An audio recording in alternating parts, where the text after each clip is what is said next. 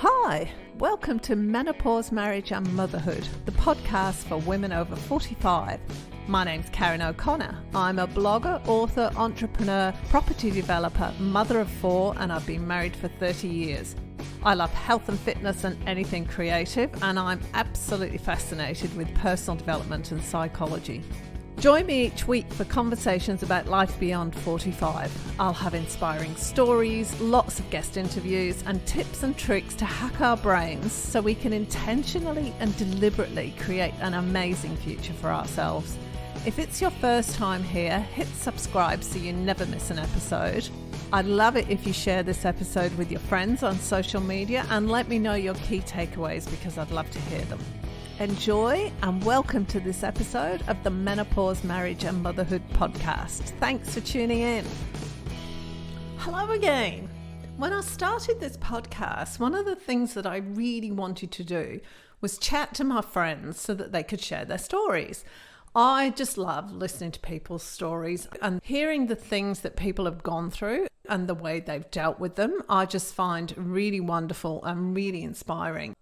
The lady that I'm talking to today, Joanna Dolan, she's one of these women whose stories right at the start I really wanted to share. She's highly educated, really funny. She's a volunteer firefighter over here in Australia. She's a former taxi driver and she shaved her head twice to help raise money for cancer research. 12 years ago, Jo's eldest daughter, Kate, discovered that she had a melanoma.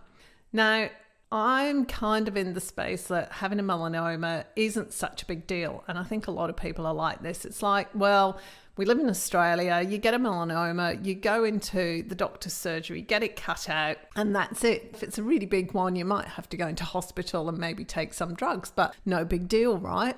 When Kate was diagnosed with the melanoma, it didn't go like that for Kate. They couldn't cut the melanoma out. And she spent 2 years in and out of hospital until finally the cancer got into her brain and she died at age 21. What became clear to Jo while she was going through that journey with Kate was that they really didn't know much about their family medical history. They made assumptions, but the truth was very different to the assumptions that they made. And had they got the information that they discovered after Kate's death when she was diagnosed, things might have turned out a little differently.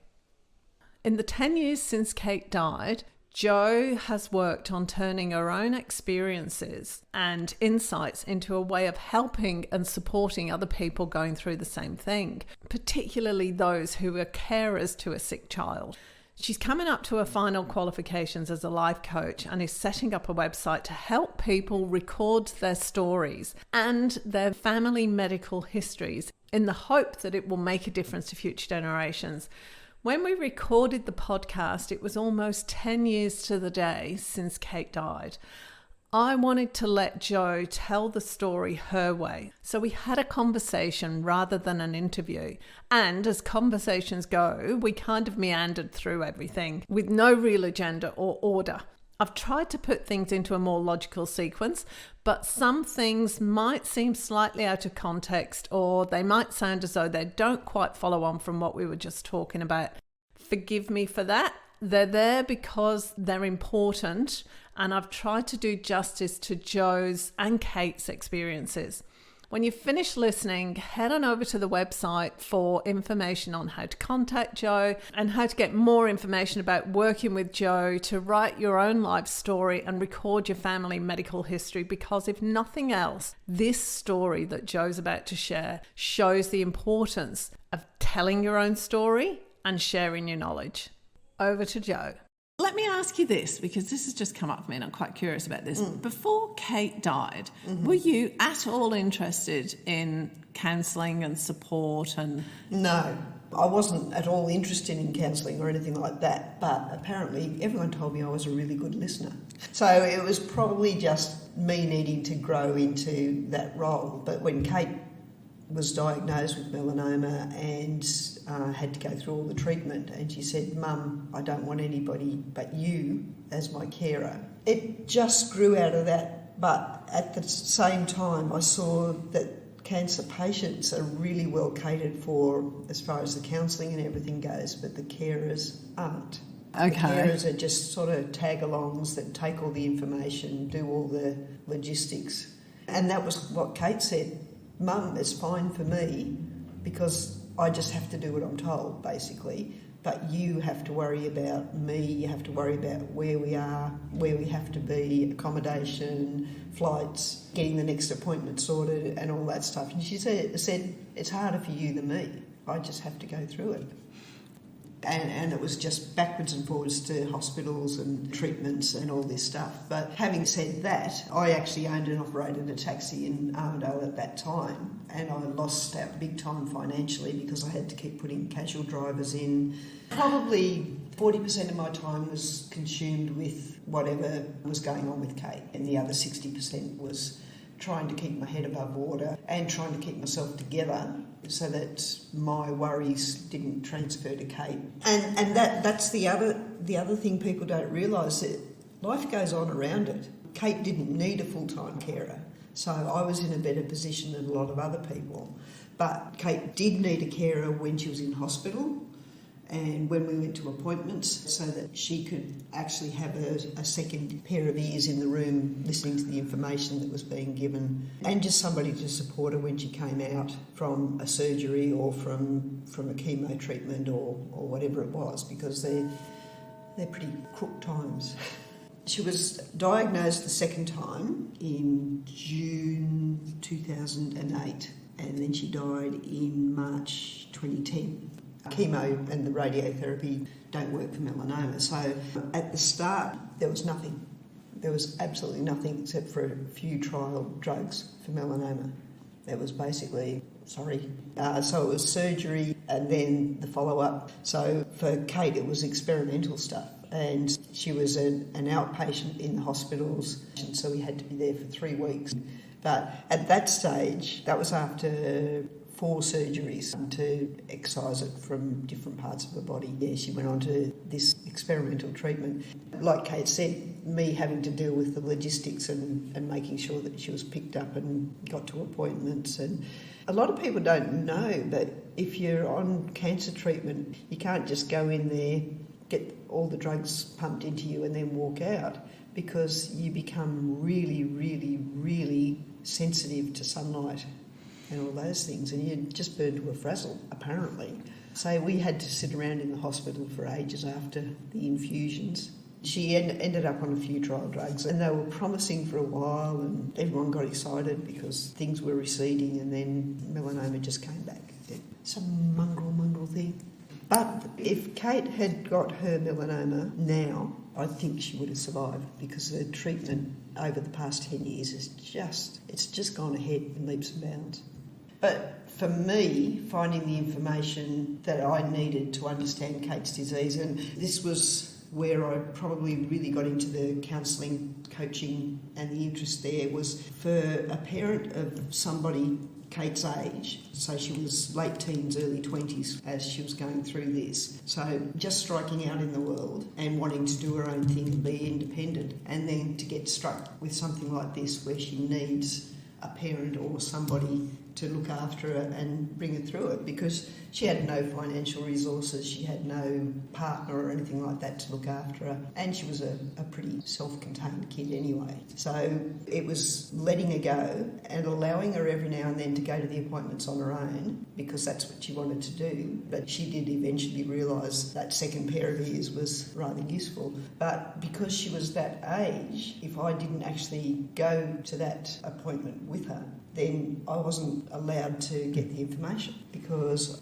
she hadn't signed over power of attorney or whatever to me. It's a bloody rude thing for a parent to be pushed out of it, because Kate didn't have the intention of me not being allowed to know or anything like that. It's just the way it was. And ethically, the doctors couldn't tell me unless I was actually in the room with Kate, or Kate had given me written permission to question it. And they're, excuse the language, but they're fucking busy, because Kate's not their only patient. They've got all these other ones, and they can't be running around after every carer.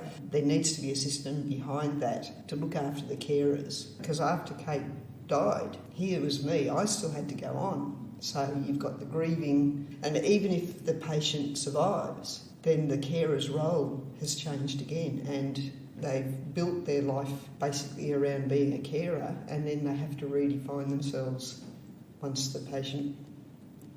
So everyone focuses on that, and quite rightly, but they need to also focus on the other side.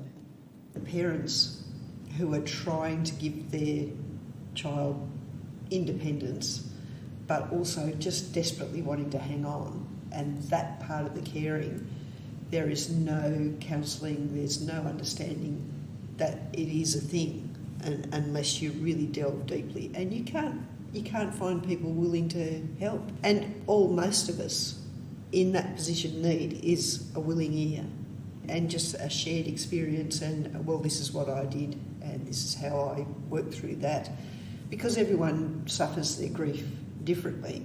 And some people in the caring game, if they've got a terminal patient that they're caring for, will probably be grieving while they're still alive.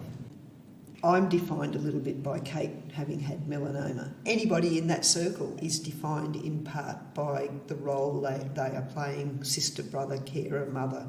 We never really discussed what we had to do, what she had to do and what I had to do. It was just, Mum, you're the only one I want to be here with me.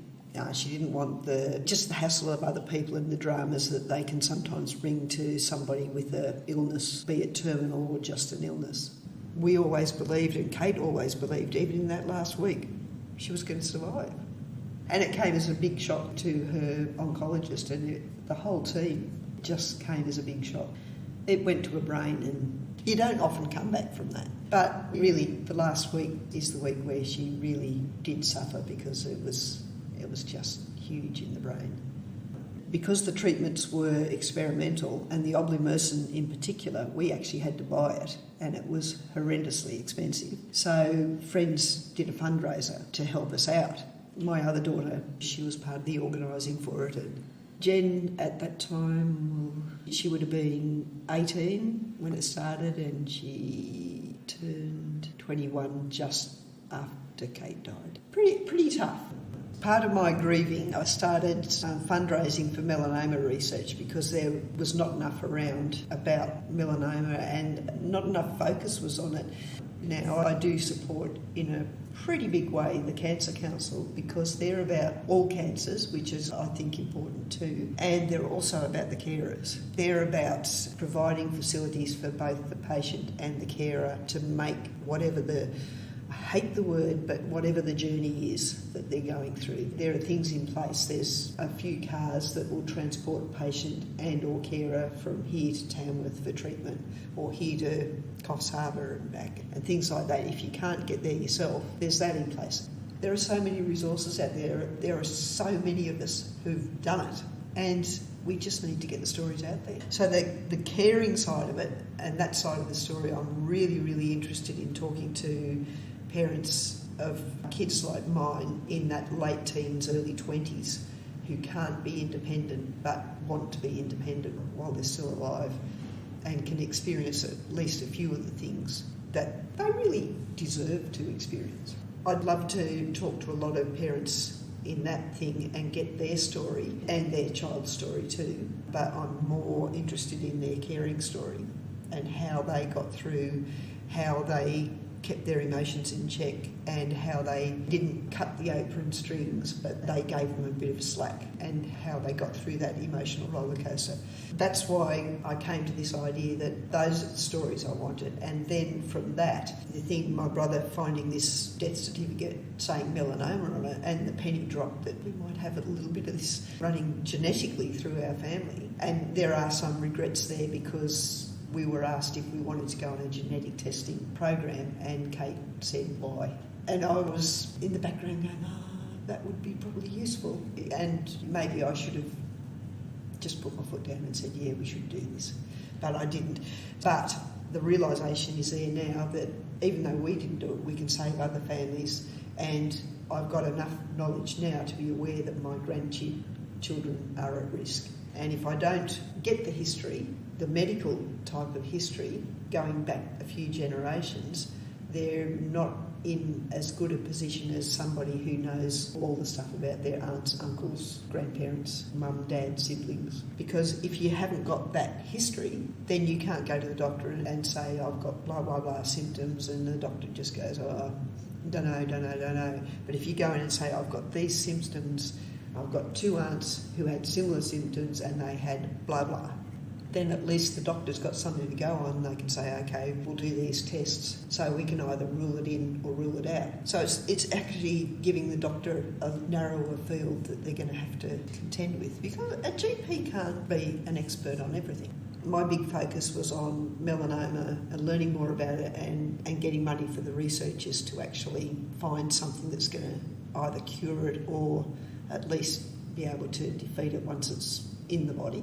So the fundraising thing came before I realised the family history, because, I mean, we'd always accepted, yeah, Jude had a melanoma, she had one, but she'd always survived. It was just surgery and go on from it. But then we've got to realise that we're Australian, but we are of Celtic stock, or we're Anglo-Saxons, we're Normans, we're European, we're pale skins. My mother died when I was 18 months. I had a few grandparents and things like that die. Then my father died when I was 17. So I lost a lot of the family history, especially the medical history, because we were just too young and nobody bothered to pass things on. And then delving into things, the whole family had always joked, we're going to die of a stroke or a heart attack. That's what Dolans die of. And then my older sister had got melanoma, and we just thought that was just one of those things, because she survived. She's had 3 melanomas and has survived. So we thought nothing of it. Then my big brother started delving into family history, and one of our cousins died of melanoma. So we've actually got a few generations of melanoma in the family, and here's us going, oh no, we're going to die of heart attacks and la la la. It occurred to me that we really need to trace a little bit more of the family history as far as health goes. I love to hear the whole story, but that is a really, really important part of it, is to pass on that Auntie Betty had melanoma and Uncle Frank died of a heart attack and my father died of a stroke, and yeah, that's not how it happened. I just made those up because my father died of a heart attack. What is the outcome that you want? Because you said you wanted to collect people's stories and that you want to help people collect their medical history. What's the purpose of that? Well, the purpose is for future generations, number one, is to have the history there, because the most important thing about history is the lesson in the history. And here, the lesson is the medical component. At least then there is a record, so that's the lesson there. The second thing is, there is nothing better than just letting rip with what your story is, because, as you know, everyone has a story, and it might seem boring as batshit to you, but to everybody else it's fascinating, because it's how people work, and human nature is, I want to get into your head as much as I want to be in mine. And the third thing is, once you've told your story, you feel like you've been heard. And for some people, it'll be the first time in their life that they have ever felt that they've been heard, they've been listened to, and there's the respect that goes with that. They feel respected. It's aimed at anybody who wants to get their story down. As far as I'm concerned, that should be everybody. As you rightly said, your story from your perspective and my perspective is going to be completely different. And I would be absolutely fascinated, and I'm sure most people would, to hear the story of their grandmother or their great-grandmother from their perspective. So the way I want to do it is I actually want to record people so they can actually tell their story, because a lot of people are afraid of writing. If I record the memories, and it's going to be based on 10, maybe 12 questions, so that they've got a little bit of format to run with, and they tell their story around these questions in a certain way, and they'll go off in different directions. And so record it, and then if they want me to, I will make it into a story of their life in a written form that they can give to their family or friends, or look at publishing if they want to. There's actually 2 sides to doing this. One side is to help the person who's telling the story to clear their thoughts thoughts, to clear their mind, and to save that story for posterity. But the other side of it is, if the person chooses after their death or even or whenever, it can be released so that it's for the family history. Because I would love to know how it was for my grandmother or my great-grandmother, you know, because I just can't imagine it. From where we are now in our society, I can't imagine one of my great aunties or something ended up in the workhouse in Lancashire because she was pregnant. One of her sisters took in the baby, but the mother stayed in the workhouse for another however many years. Just to hear what that was actually like to experience would be incredible. And you know what we're going through now, our grandkids aren't going to be able to relate to, because society is going to be completely different. But they are going to be, because you've said the question there, you've given the story. So yes, they can relate to it as long as they value history for what it is, because there are a lot of lessons in that story. Any story we can tell, there will be a lesson for grandchildren, great-grandchildren. There will be lessons, because the lesson is what mistakes were made there, or what actually happened. What disease did they die of and why? Is there anybody else in my family who died of that? So in the medical sense, how many generations in my family suffer from depression? It's a good question. I would actually like to catch up with a distant cousin of mine and swap notes about the times that we've fallen apart and why we've fallen apart. Because in my case, it's just my head gets full of too much bullshit and I just go downhill. And I understand that. And people talk to me about when Kate died. They said, but you didn't fall apart then. I said, no, that's not why I go down that track. And maybe I am a bit too tough, but what I show outwardly and what you show outwardly, what anyone shows is not what's in their heart. And it's definitely not what's in their head. And the other thing is about getting these stories out, if you're willing. And obviously some stories you're going to want to share publicly, and some stories you may not. Right. They might just disappear forever. So it's not like a tell-all and you've got to come completely bare. Yeah. But some things like, I mean, and this is the purpose of this podcast, because everybody has an extraordinary story that they've dealt with. No matter who they are, there's something that they've dealt with that has created the person that they are. But it is so fabulous when you're going through something even remotely similar to hear how somebody else has gone through that and how they've dealt with it. What tools and techniques did they use? So when you have your down times, you just write. And I know that one of your daily routines is you have to write 500 words a day. There's actually a website called 750words.com and I subscribe to it. But it is a really good thing because you just have to write 750 words and it can be absolute garbage. In one of my down times when I was going through counselling, the counsellor actually got me writing, and I was not allowed to write in sentences. It just had to be the words as they came out of my head and handwritten onto paper. But people who are going through that sort of thing, it is such a good exercise. You've got to handwrite, you can't type. 750 words obviously is typing, but just handwrite. It's just whatever word comes out of your head and goes through the ink in the pen onto the paper. You do that for a fortnight and you see patterns. And you just go, oh, so that's the bullshit in my head at the moment. Okay. But the 750 words, recommended to anyone or find something similar. And for people who want it, there's badges and there's prizes if you have a streak of 30 days. So there's that fun side of it. But it is the discipline of every morning just getting down. It only takes 20 minutes because you do literally just empty your head. You don't think about the typos or anything like that. So it is really whatever's in your head. That handwriting exercise with just the words, it's a similar thing. It's whatever's in your head. What am I going to talk about this morning? It's going to be about this bullshit podcast that I'm doing today. And I'm like, God, what am I going to talk about? So I start the day with an empty head, technically. And then I fill it up through the day. But it's actually amazing because some mornings I can just sit there and it's going to be really, really trivial stuff. Then another day something might have happened and I go off and I'll be there for an hour.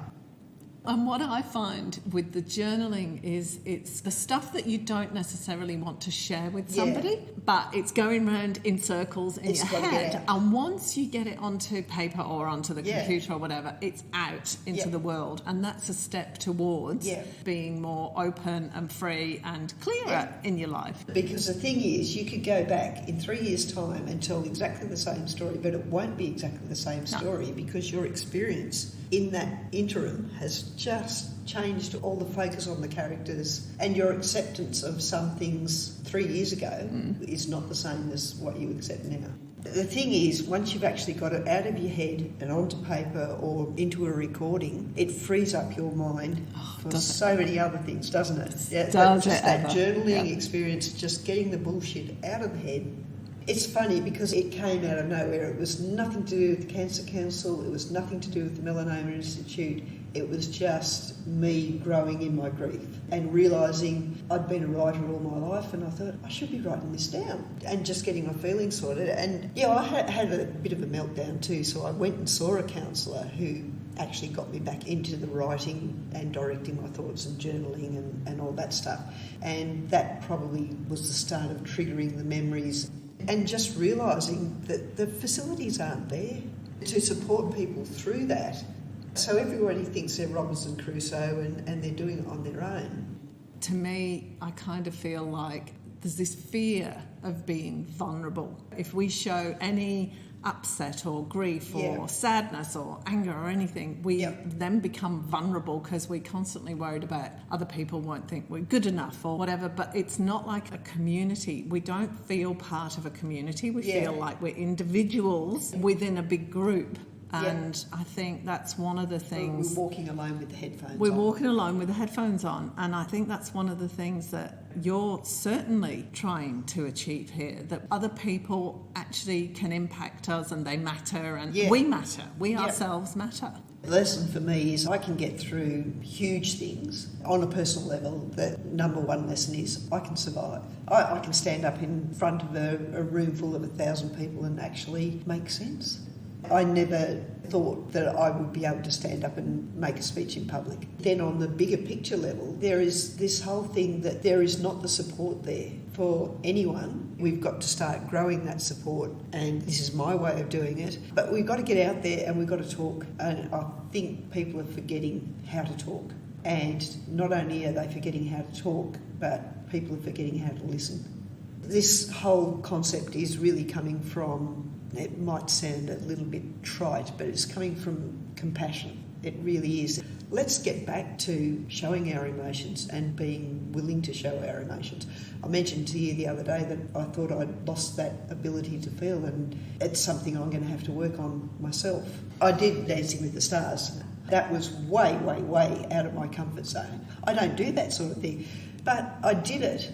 And the whole way through was just sort of like, oh yeah, okay, I'll go to the practice, I'll learn my steps, and even after it was over, there wasn't that feeling of elation that there should have been, because I had actually conquered something that was a big block. And here I was, oh yeah, I've done that, what's for breakfast? So maybe as we age, we do lose the extremes in emotion, but for me that seems like I've lost something that's pretty important.